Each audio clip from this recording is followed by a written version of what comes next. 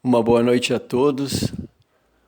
Hoje, sábado 30 de julho de 2022, estamos mais uma vez reunidos e unidos para a realização do Evangelho no Lar.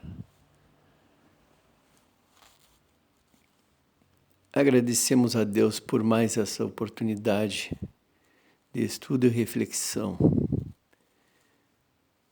para que possamos tirar proveito dessa mensagem que hoje vamos ler aqui do Evangelho e que para cada um possa ter uma finalidade para seu crescimento e sua evolução. Que assim seja. É a continuação do capítulo 16, Não se pode servir a Deus e a Mamon. Item 8. A desigualdade das riquezas.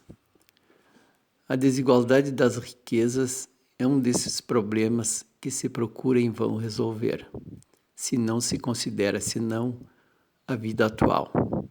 A primeira questão que se apresenta é esta: por que todos os homens não são igualmente ricos? Não o são por uma razão muito simples.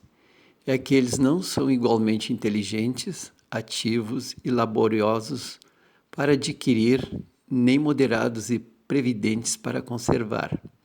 Aliás, é um ponto matematicamente demonstrado que a fortuna igualmente repartida daria a cada qual uma parte mínima e insuficiente, que, supondo-se essa repartição feita, o equilíbrio estaria rompido em pouco tempo pela diversidade dos caracteres e das aptidões, que, supondo-a possível e durável, cada um tendo apenas do que viver, isso seria o aniquilamento de todos os grandes trabalhos que concorrem para o progresso e o bem-estar da humanidade.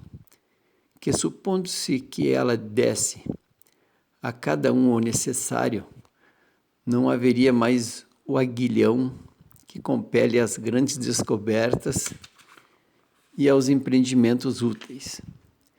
Se Deus a concentra em certos pontos, é porque daí ela se derrama em quantidade suficiente segundo as necessidades.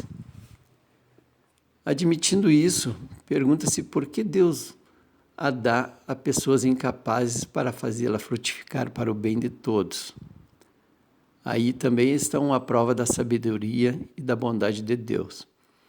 Dando ao homem o livre arbítrio, quis que ele alcançasse por sua própria experiência a distinção do bem e do mal, e que a prática do bem fosse o resultado dos seus esforços e da sua própria vontade.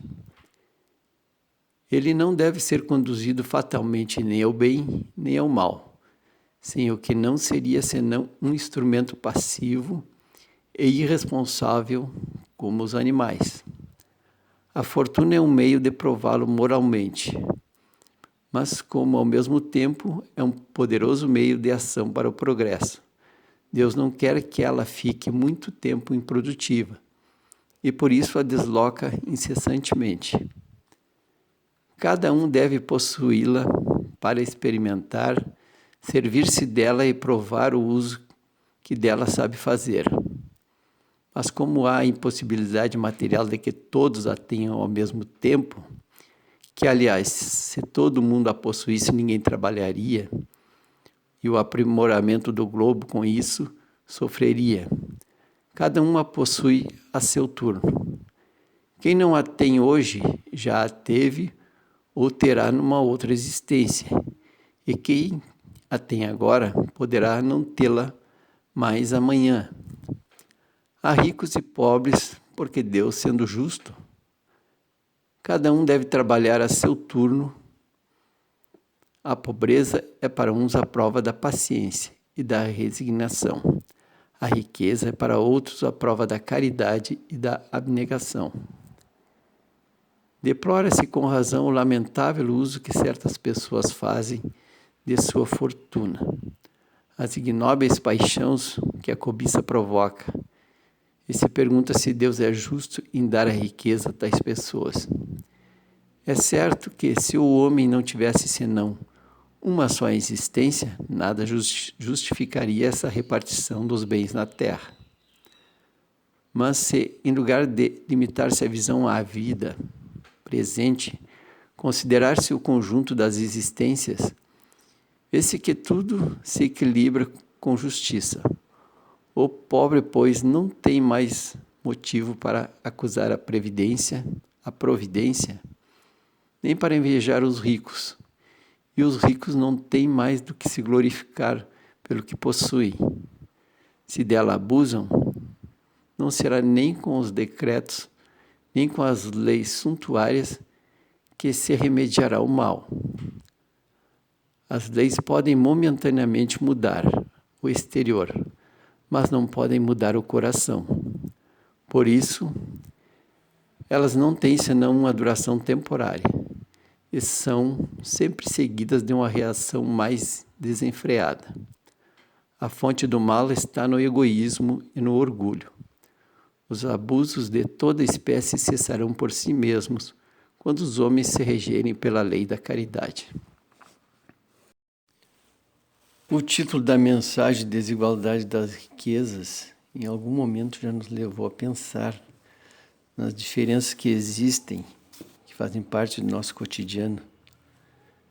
Nos comovemos, somos tocados pelo que a gente presencia, naquilo que consideramos injustiça de ver gente passando dificuldade e outros com a vida mais fácil, diríamos assim, porque na verdade não é fácil nem para quem tem, como para quem não tem.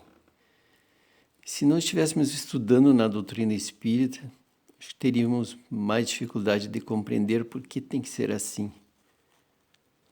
Mas Deus, em sua infinita bondade, está sempre nos oportunizando a evoluir. Como diz na mensagem, não devemos limitar a nossa visão à vida presente, mas considerar que já tivemos outras existências. Por certo, já experimentamos diferentes situações.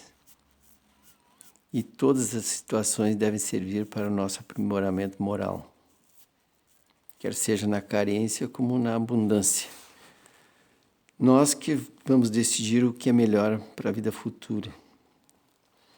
Então, hoje, que façamos bom uso dos recursos que dispomos para a nossa evolução. Era isso sobre a mensagem do Evangelho. Então vamos agradecer a Deus, a Jesus e a espiritualidade superior por mais essa oportunidade de estudo e reflexão, que possamos aproveitar para a nossa vivência e evolução. Pedimos por todos que buscam a casa espírita para aliviar seus problemas. Pedimos pelos trabalhadores da casa para que sejam protegidos e amparados. Pedimos pela fluidificação das águas, que nela seja colocado o essencial para o tratamento de cada um, conforme suas necessidades. Com essas palavras, demos por encerrado o Evangelho no Lar e que assim seja. Uma boa noite a todos.